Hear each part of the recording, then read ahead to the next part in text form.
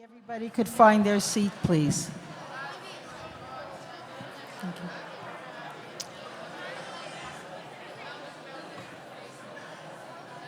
So first of all, I'd like to welcome you all to our first in-person Yom Hashoah commemoration since COVID. I would like to ask you all to please turn off your cell phones and please refrain from applauding during the ceremony. Thank you.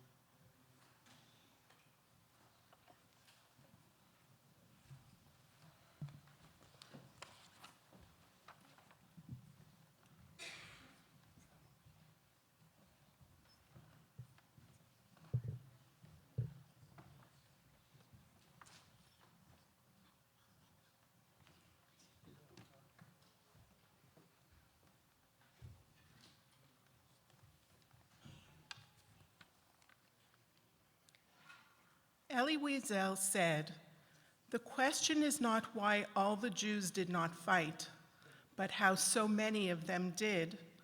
Tormented, beaten, starved, where did they find the strength, spiritual and physical, to resist?" A guten Abend. Je m'appelle Doris Stegg. Je suis fille de survivants et coprésidente de la commémoration de Shoah Gvura ce soir, en compagnie de Ruth Najman, qui est également fille de survivants. Listening to our parents' stories of survival made us understand that everyday acts of living were in fact acts of resistance. Resistance is often associated with arms, such as the Warsaw Ghetto Uprising or sabotage in munitions factories. However, history teaches us that resistance appeared in many forms: stealing potatoes, observing Jewish holidays, continuing Jewish education, and clandestinely maintaining Jewish arts and culture, and keeping records, diaries, photos in secret for the world to know. Tonight, we welcome professor and author Dr. Frank Chalk, who is well known for his expertise in the areas of genocide and Holocaust studies.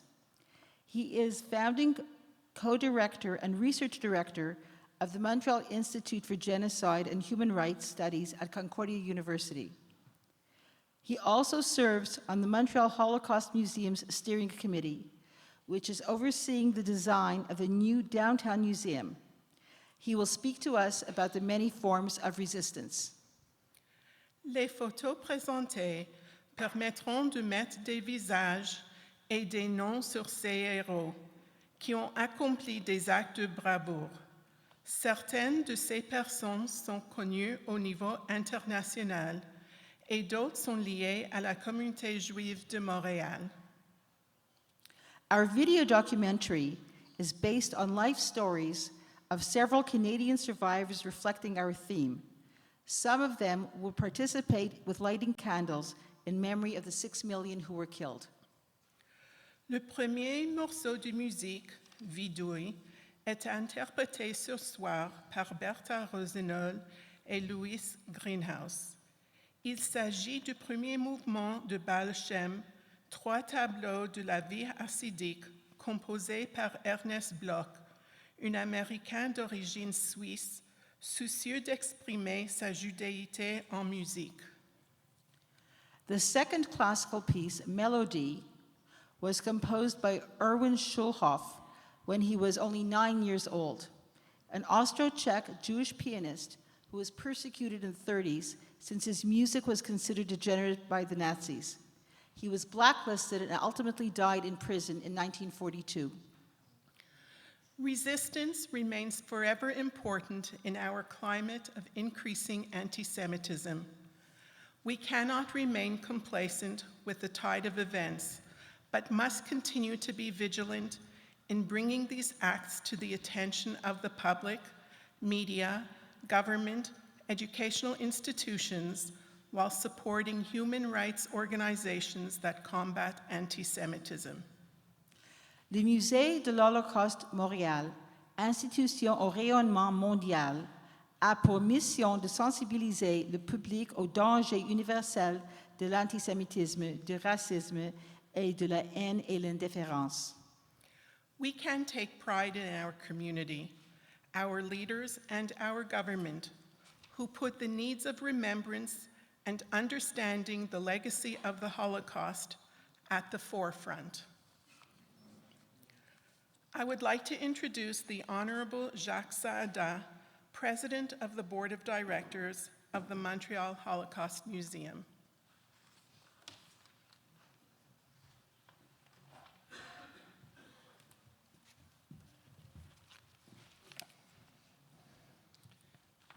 Thank you, Ruth and Doris.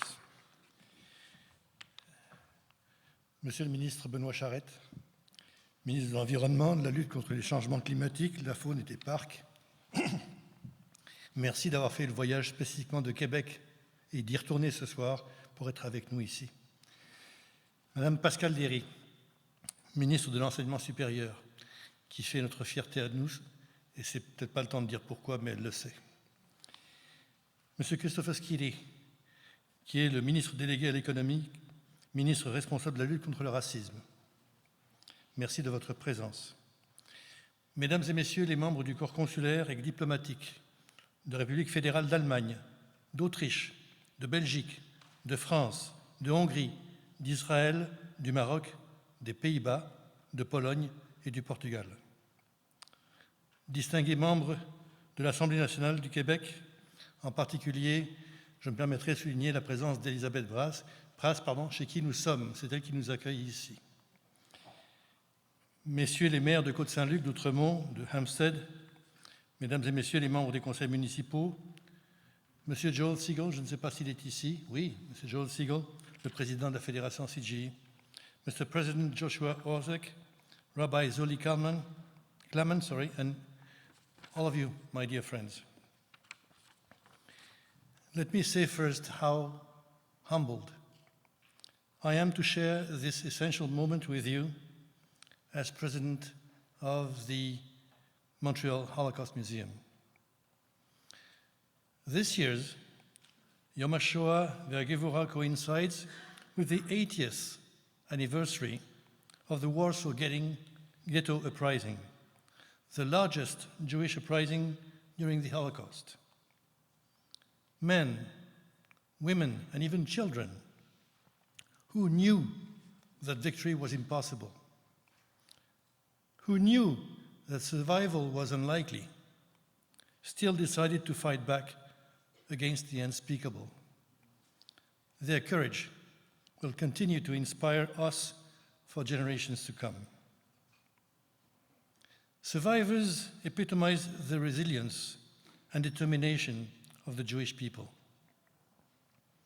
At the Montreal Holocaust Museum, it is our privilege and honor to carry out the legacy of our survivor founders who rebuilt their lives and families in the city.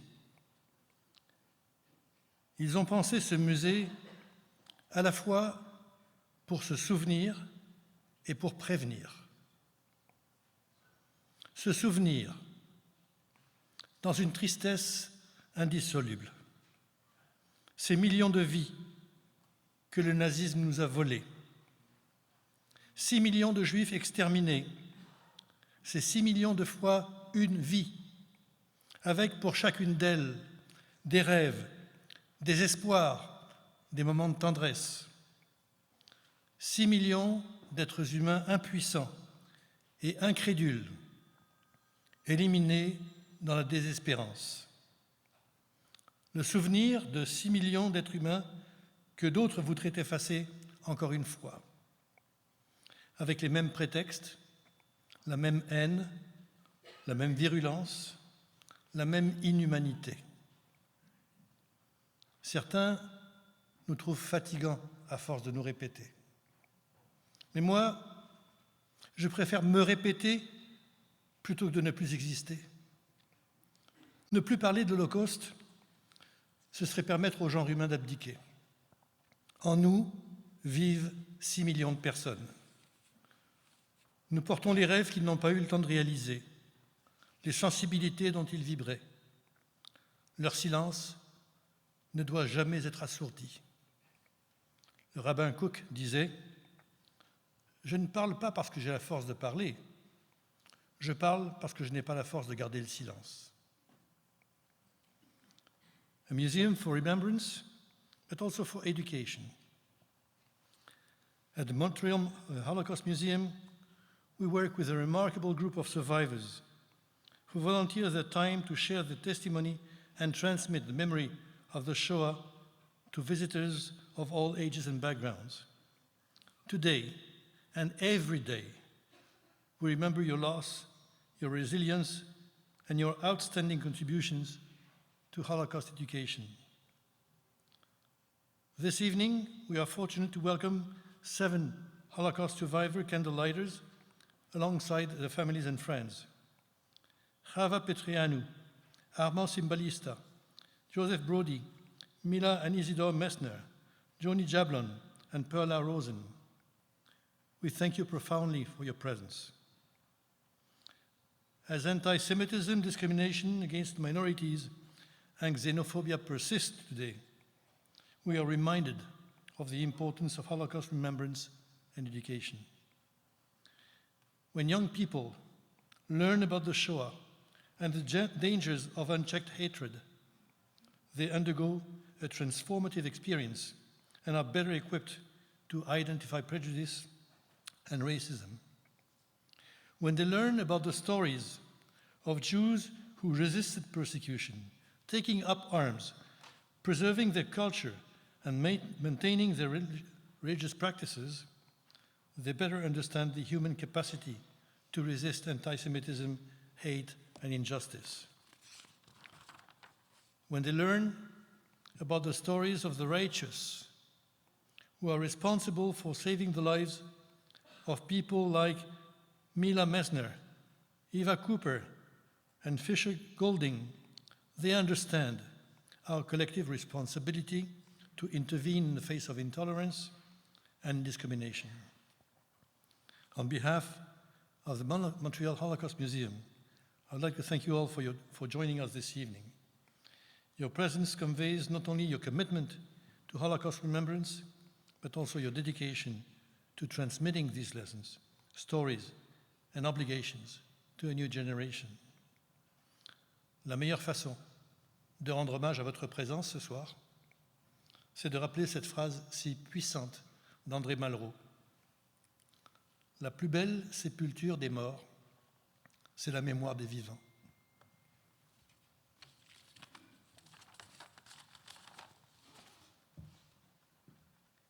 I would like to introduce the Consul General of Israel, Paul Hirschon, to say a few words.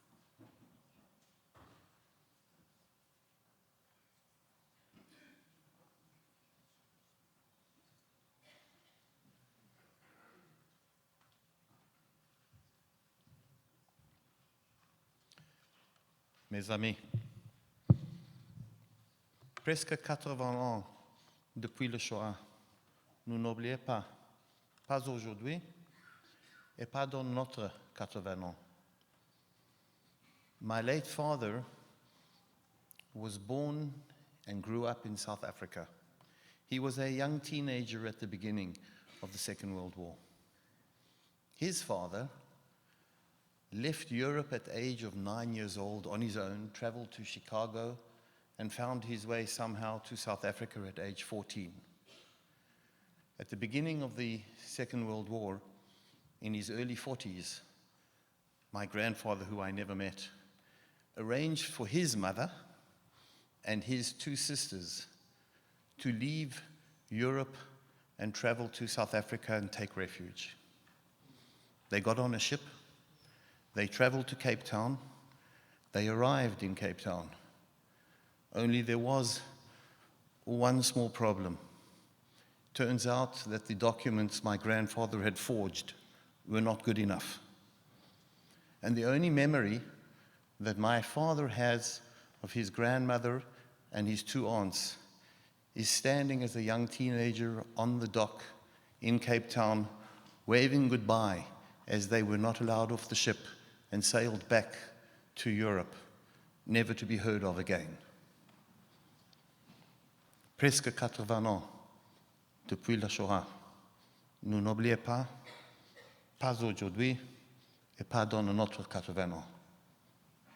Yehi Zichram Baruch.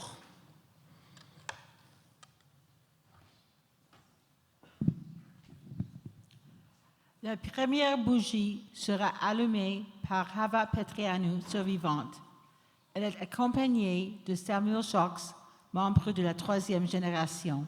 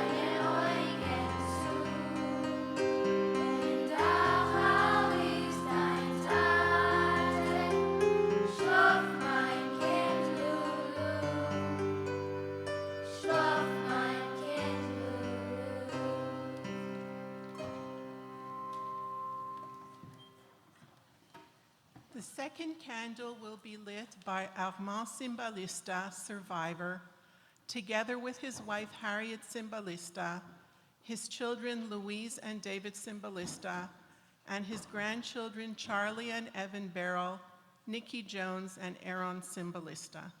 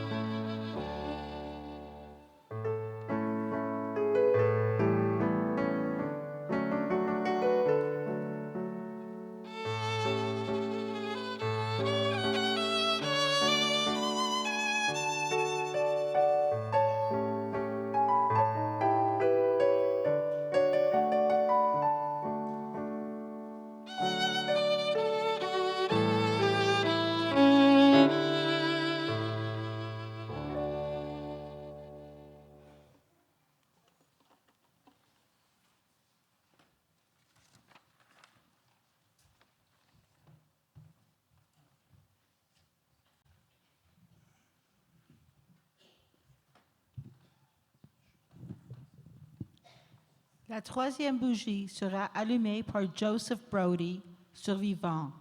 Il est accompagné de Eugène Feig, membre de la deuxième génération.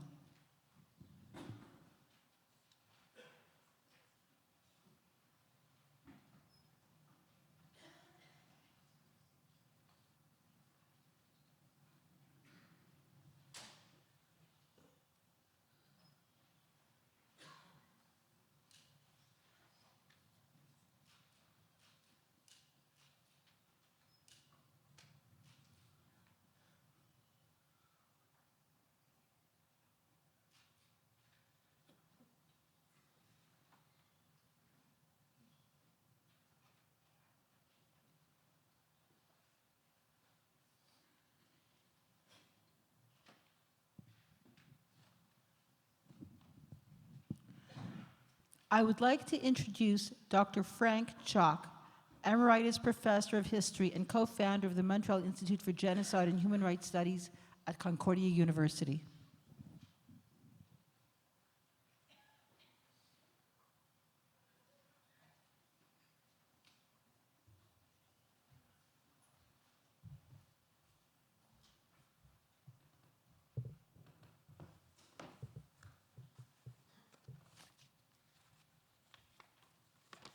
Bonsoir, c'est un grand plaisir d'être ici avec vous. En français, je suis l'interveneur principal. It's more elegant than keynote speaker in some ways. You can choose whichever you like. Please join me in considering the four-sided context of the unthinkable Holocaust, which boxed Jews into the Nazi trap from 1939 on.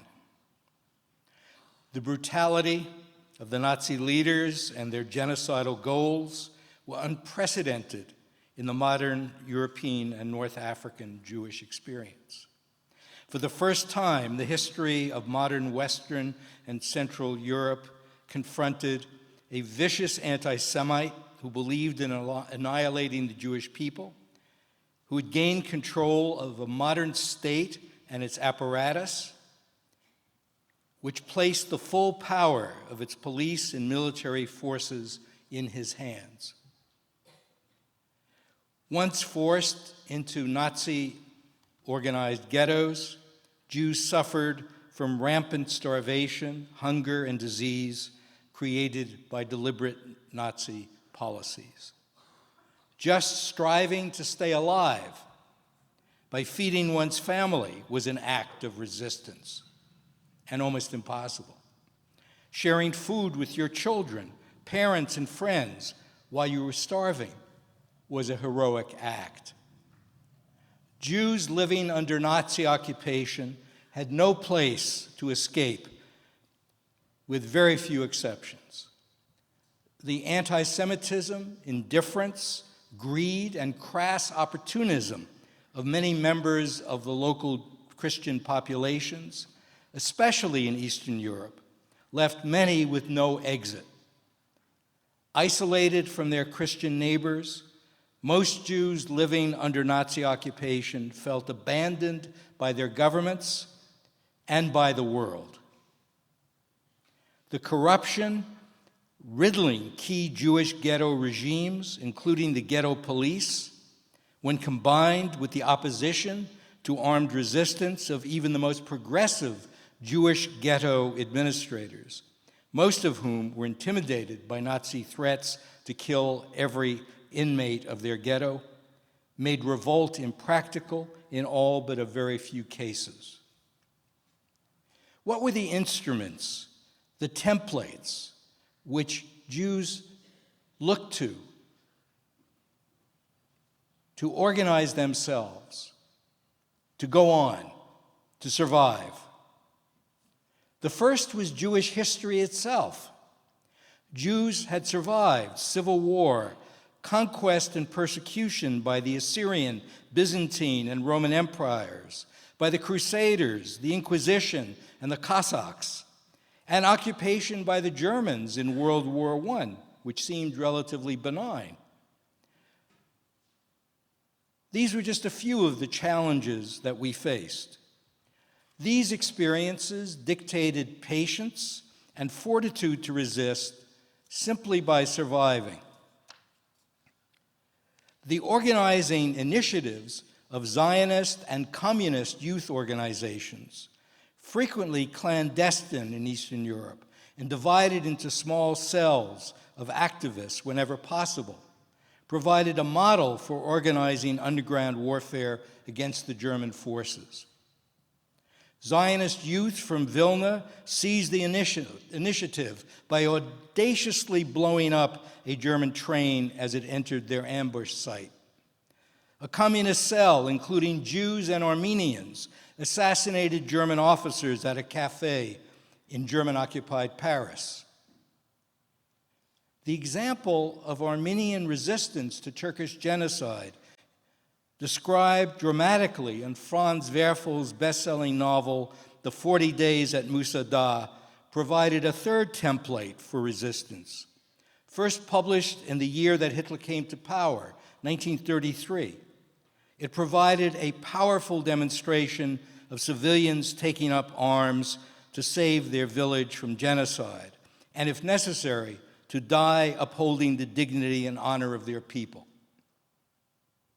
Let me turn now to the most neglected form of resistance, cultural and spiritual resistance, including education and inspiring the will to live with concerts, plays, debates, clandestine libraries, and the archive creating work for posterity of Oneg Shabbat, initiated by Emanuel Ringelblum. The Nazis not only aimed to murder the Jewish people, they also consciously waged campaigns to humiliate and degrade individual Jews wherever they lived, from ghettos to slave labor and concentration camps, and even in the death camps. Spiritual resistance began with fighting to sustain one's human dignity, autonomy, and human identity, asserting one's Jewish identity through prayer, celebrating Jewish festivals, and to the degree possible, following Jewish laws and traditions. These acts reminded many Jews of their people's rich history and contributions to civilization over the ages. And then there was armed resistance, which only a minority had the privilege of participating in. Armed resistance took enormous courage, and experience fighting in the Spanish Civil War and World War I helped.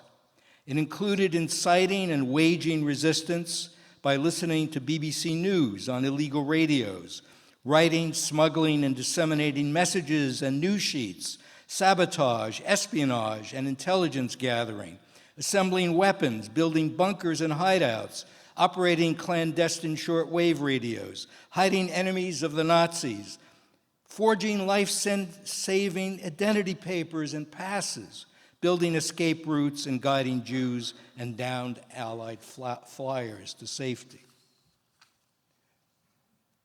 Yehuda Bauer and I have an ongoing discussion about whether we can learn any lessons from all of these experiences. I argue we can, and I'd like to conclude by sharing a few lessons briefly.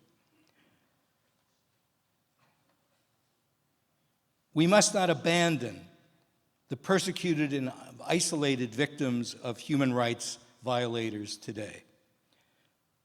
Think about the thousands of Afghan girls who the Taliban have denied high school education. We're working on that. We have plans to reach them and to help educate them, and you'll be hearing more about that in the future. Think about the people of Ukraine fighting Putin's Russian forces to maintain their independence and national identity. They are not the Ukrainians who hunted Jews. They are like the Ukrainians who fought in the Red Army and helped to defeat Hitler. And finally, think about the Rohingya of Burma under attack by the Burmese military, striving as best they can to restore democracy in Burma. Today, we must fight hard to educate Quebec high school and university students about the history of the Holocaust. This is the work of every generation. We can never rest and assume that we have achieved the final end state and that education will simply continue. Every generation needs to learn certain histories, and this is one of them. We have to fight Holocaust deniers and expose their lies and prevent today's genocides as early as possible. Finally, let us work together to impress on Canada's and Quebec's political leaders and voters the principles of the responsibility to protect oppressed groups, to advance democracy and work from the bottom up and the top down to correct the practices at home and abroad which breed poverty, massive income gaps, and gross violations of human rights. And I'd like to conclude with just a sentence from the memoir of my family's relative, Hafka Folman Rabban of Lohamai Hagataot and elsewhere, who was arrested by the Gestapo in Krakow with her group of Jewish guerrilla fighters after they had attacked a group of German officers successfully, and discovered only after the war was over that one of the members of the group had a piece of paper in his pocket during the attack. He expected to be killed. And the words on that piece of paper were very simple. They said, "I am a Jew." Thank you very much.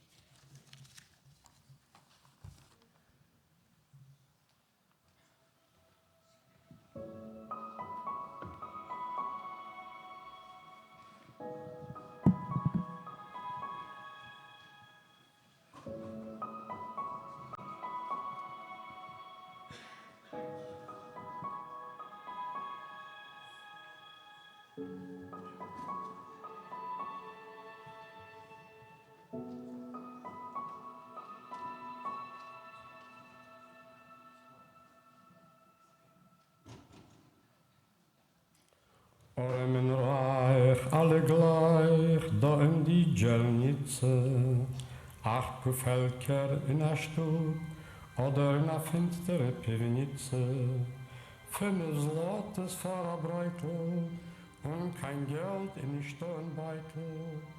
Orem reich, alle gleich, da in die dzielnicy.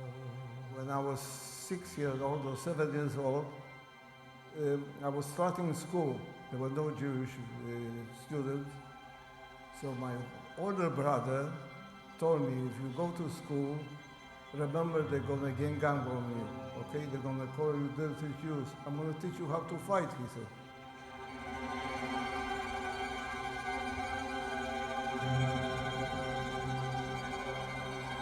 Je savais que je serais séparé avec ma mère.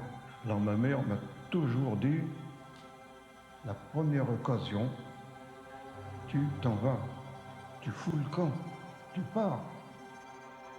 Elle a décousu mon étoile. Toujours ma mère. C'est très important pour moi. Et quand les portes se sont ouvertes du Volodrome d'hiver, je me suis roué sur les gendarmes les plus proches qui étaient en cercle autour de nous. Je les ai bousculés. Ils m'ont couru derrière, mais à 17 ans, j'étais un gosse de la rue, comme je vous ai dit. Je courais très vite, j'étais fort, robuste, et je n'avais peur de rien. Ils m'ont couru derrière, ils sont partis.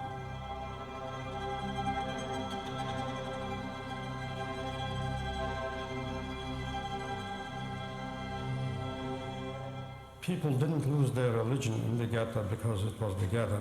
During holidays, people organized a quorum, a minyan, where they davened together under the watchful eye of people that were standing outside, that they shouldn't be discovered, that they are having a minyan, that they're doing services.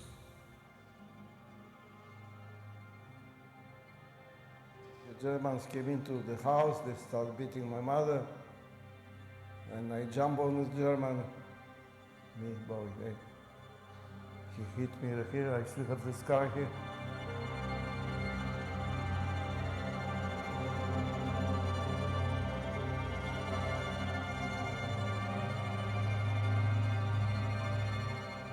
The amazing part of Theresienstadt was that you had this cultural activity almost in any aspect of culture.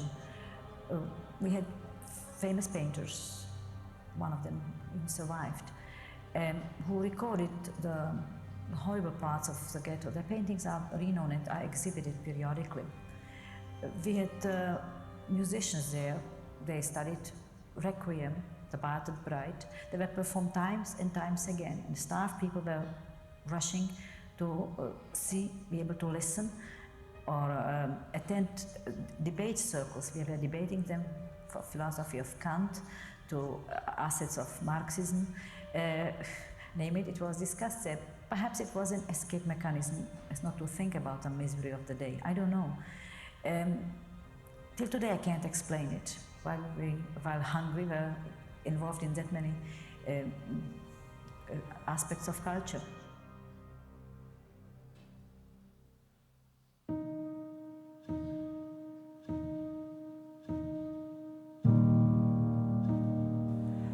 There were groups, there were lectures, there were discussions. It was illegal and it was underground, but it was going on.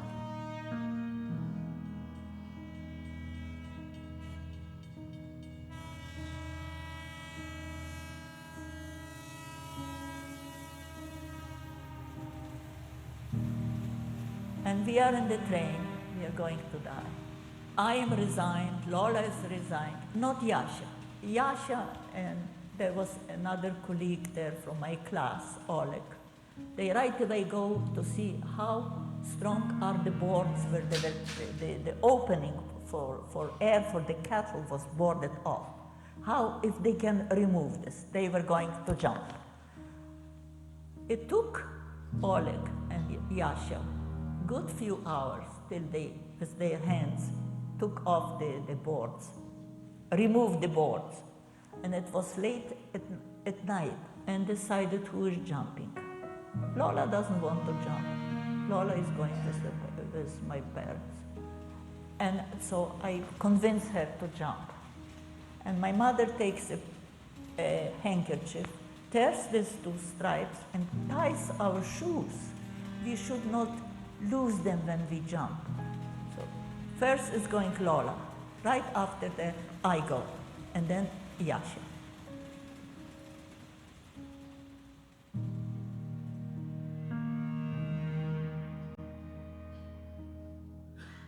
Vous voyez, je n'étais pas prophète, mais je voulais quand même que la guerre durât longtemps.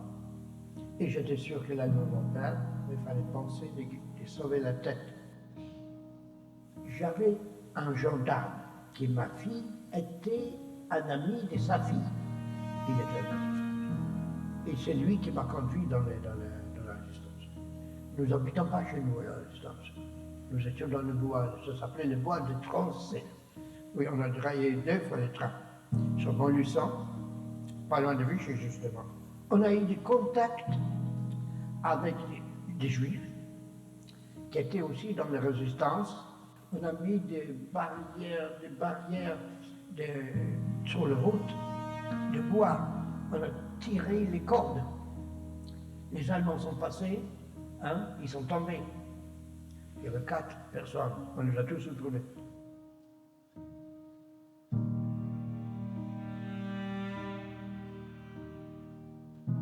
We were taught how to use arms. We were taught how to take apart a gun, all kinds of guns. We were taught any kind of gun and how to put them together, how to take them apart.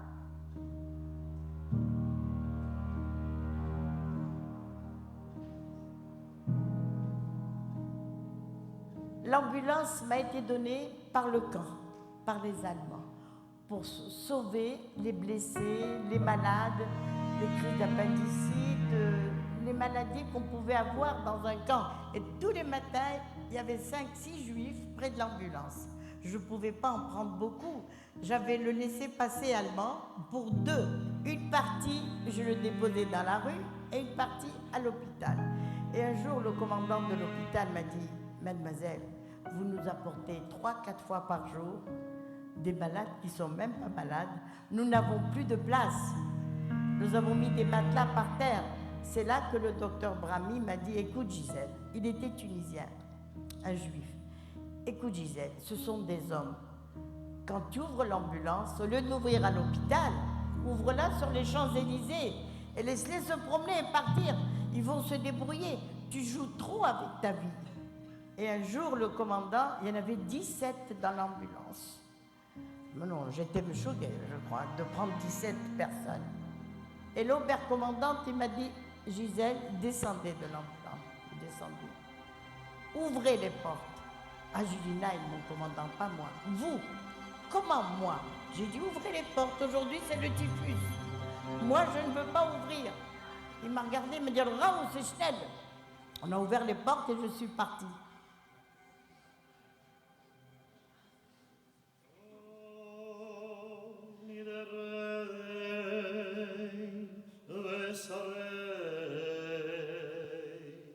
Since we were all Jews there in that camp, and there were a lot of Orthodox people, and we even had a cantor that came there that was there from Warsaw, and he organized one service during the high holidays, a convittory service. He was the cantor, and he conducted the service. He formed a small choir, knowing that I can sing, and a few other fellows.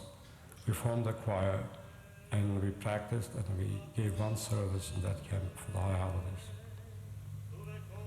It was very uplifting, not only for us that we could do it, for all those that attended that service.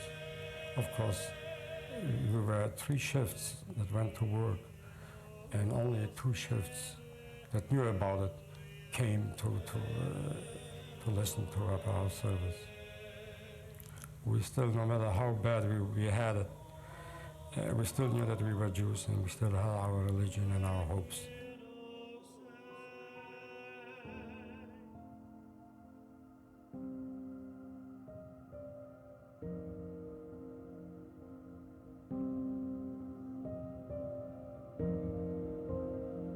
The French Jews, well, they had a very different approach again to life. They were the ones that, when we got into the factory, taught us how to sabotage. We were to drill holes in some part that goes into a machine gun. These French Jewish women taught us to, if we do it very much to the side, it will not work. And since we're children, they will not suspect us nearly as much.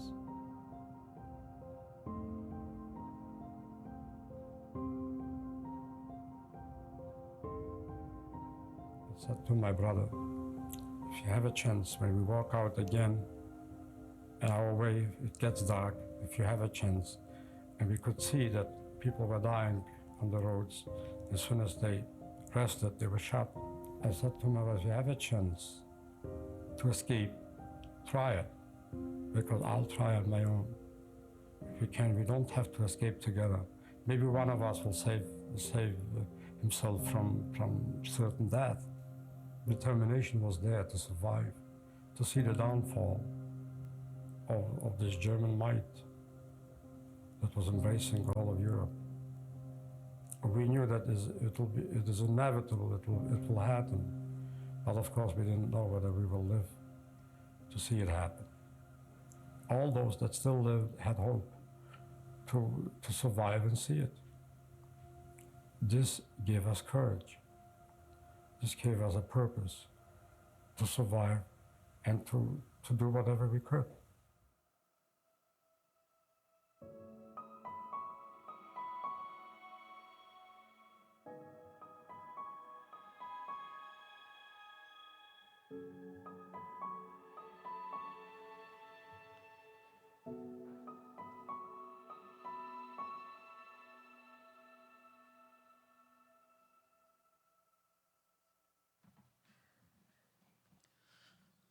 The fourth candle will be lit by survivors Mila and Isidore Mesner, accompanied by Amy Sue Silkoff, a member of the third generation.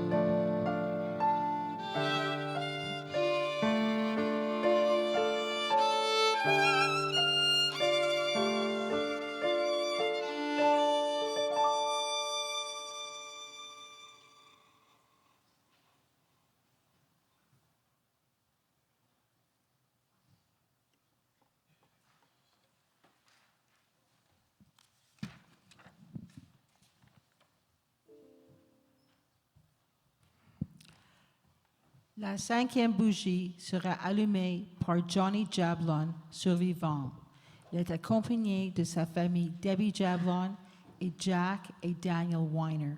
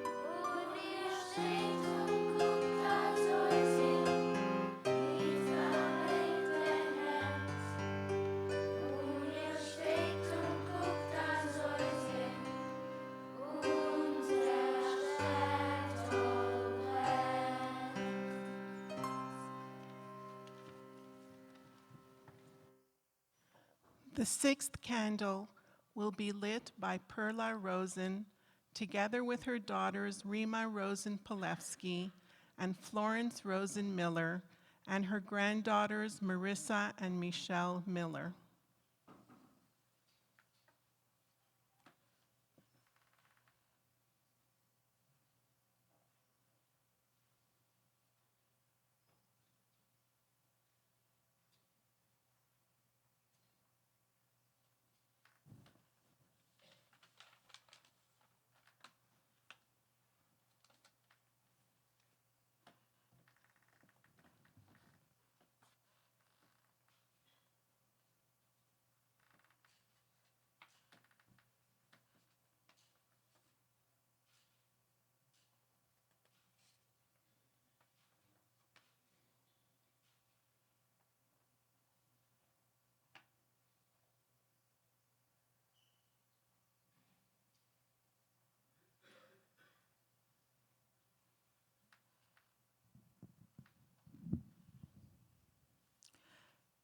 The promise.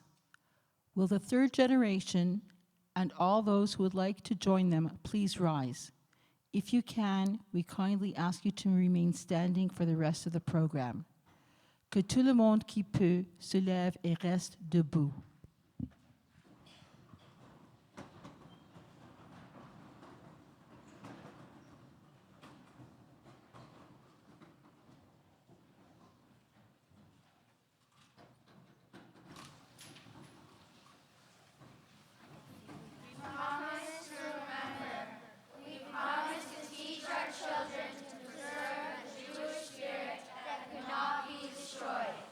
We promise to remind the world of the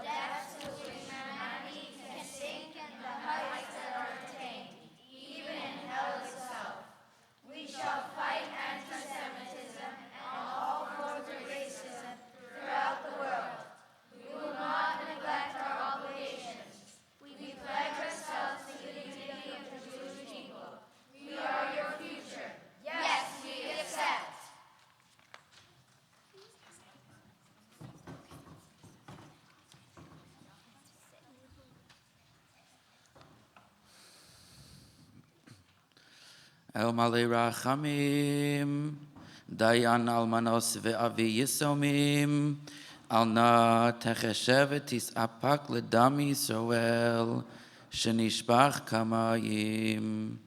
Hamtze menucha nechona al kanfei hashchina, B'ma'alos kedoshim etahorim, Kezor harakia meirim umazhirim, Linishmoseihem shel rivavos, Alfei Yisrael, Anashim v'nashim, Yiladim v'yilados, Shenehergu, Shenishchatu, V'shenisrefu, V'nechneku, V'nikbaru chayim, Ba'aratzos asher nag'a b'hem yad, Hatzorer haGermani u'grurav, Kulam, Kedoshim u'tehorim, Began Eden tehei menuchasam.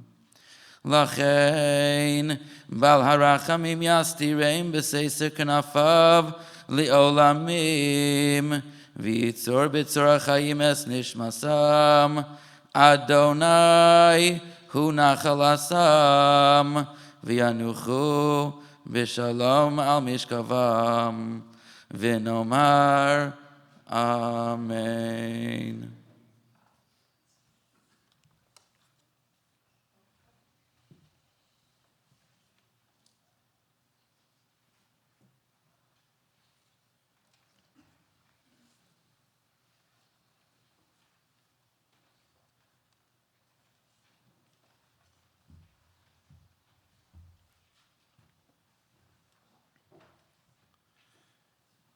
Gadol v'skadosh me'rabo v'omo divo chusei v'yamim hachusei v'chayichoin v'mechoin v'chayichol beis Yisrael v'golos mankori v'imu amen yesh me'rabo mevoach l'olam l'ol meil mayom yizborach v'yishtabach v'yisboach v'schom v'stasei v'sado v'salev v'salol shmikosho bericho v'elo mikol b'choso v'shiroso t'b'choso v'nechemoso Damio de Alma vivo amen.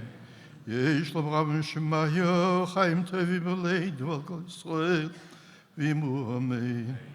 V'yase Shalom Imroimo V'yase Shalom Oleinu V'Al Kam Yisrael V'Al Yosh Amen.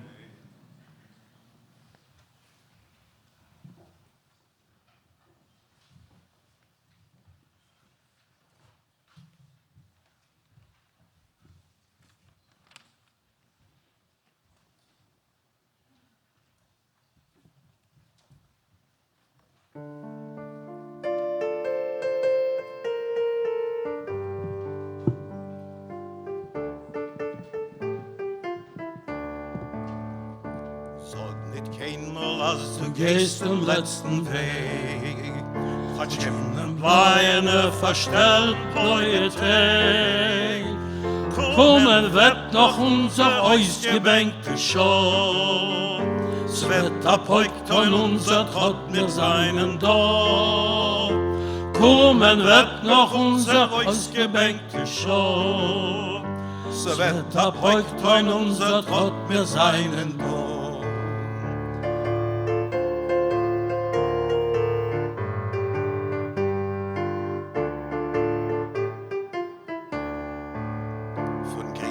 Palmenland bis weißen Land von Schnee. Wir kommen an mit unser Pein, mit unser Weh. Und wo gefallen sie, spritzt von unser Blut. Sprotzen wettert unser Gwure, unser Mut. Und wo gefallen sie, spritzt von unser Blut. Sprotzen wettert unser Gwure, unser Mut.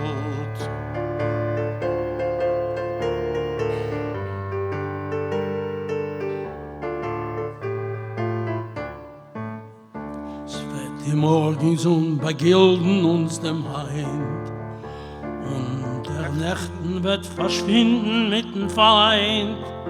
Nur heut versammeln wird die Sonne in dem Kajor, wie ein Parol so gehen das Lied von dort zu dort. Nur heut versammeln wird die Sonne in dem Kajor, wie a Parol soll gehen, das Lied von Dor zu Dor.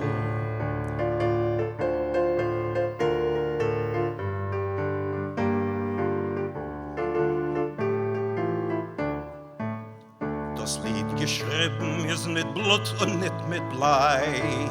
Es ist nicht ein Liedl von a Vogel läuft er frei. Das hat a Volk zwischen fallen dicker Wind. Das Lied gesingen mit Naganes in die Hand. Das hat a Volk zwischen fallen dicker Wind. Das Lied gesungen mit Naganes in die Hand.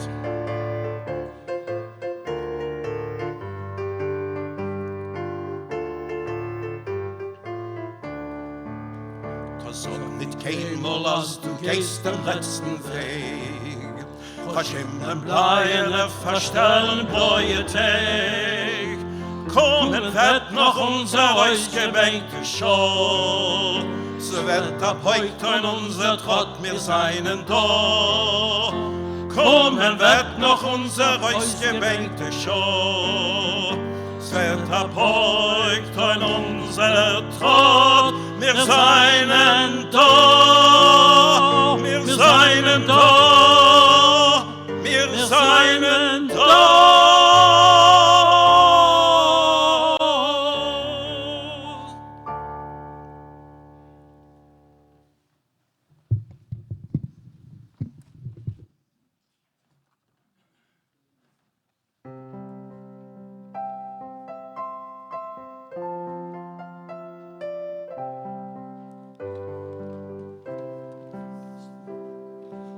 Oh, Canada, terre de nos aïeux, ton front et saint, de fleur glorious.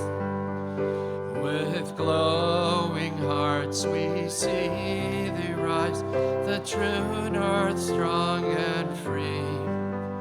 From far and wide, O Canada, we stand on guard for thee. God, keep our land glorious and free. O Canada, we stand on guard for thee. Oh, Canada, we stand on guard for thee.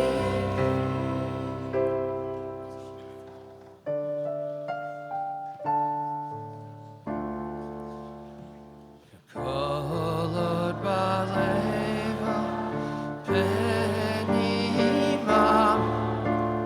nefesh Yehudi, homiya,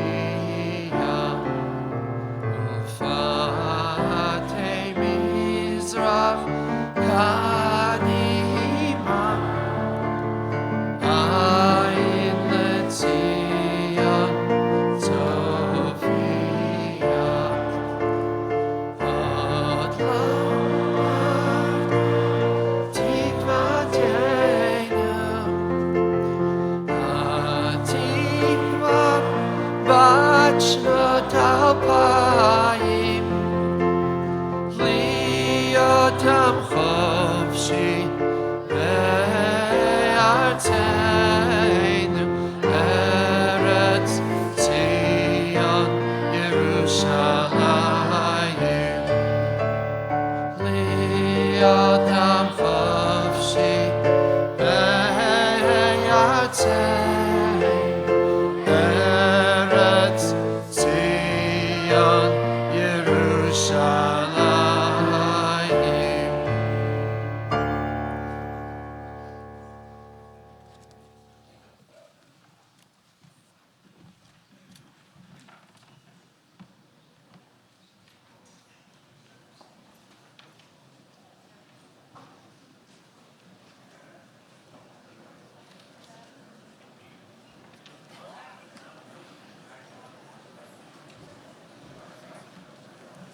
This concludes the Be a minyan commemoration. for Mariv downstairs in 5 minutes.